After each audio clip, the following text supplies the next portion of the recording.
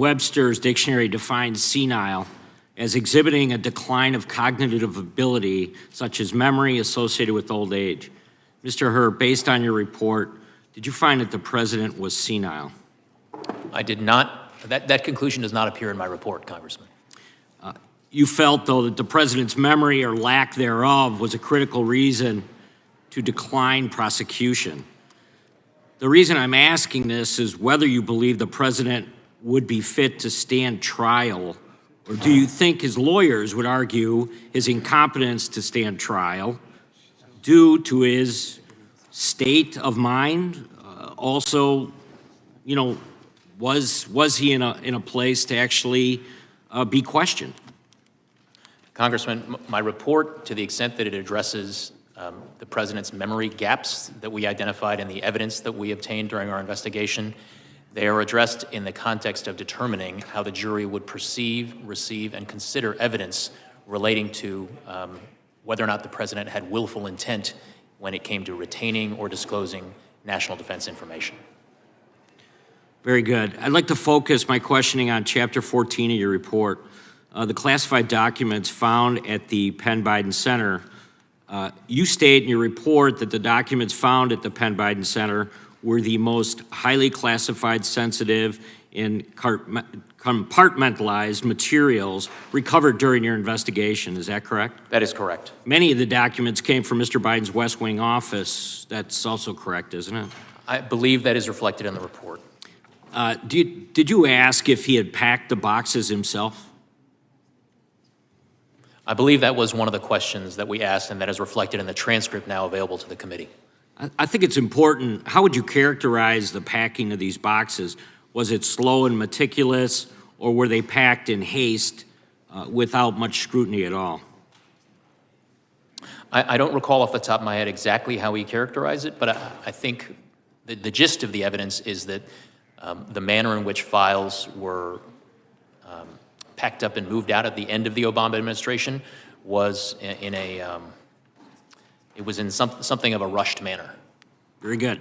According to your report, the boxes were moved between multiple offices, between Mr. Biden departing his West Wing office in January of 17 and his arrival at the Penn Biden Center's permanent offices in October of 17. Were any of these offices authorized to store classified information? No. When the boxes finally arrived at the Penn Biden Center's permanent offices, how were they stored? I believe when the materials were recovered, some of them were stored in a storage closet, and I believe others of them were in file cabinet drawers. So I would refer you to the report. What's your assessment on security and access control measures at the Penn Biden Center? That was something that we looked at. There were some security access controls at the Penn Biden Center, but we did get a handle on people who had access to the office space during the time period when we believed the materials were there.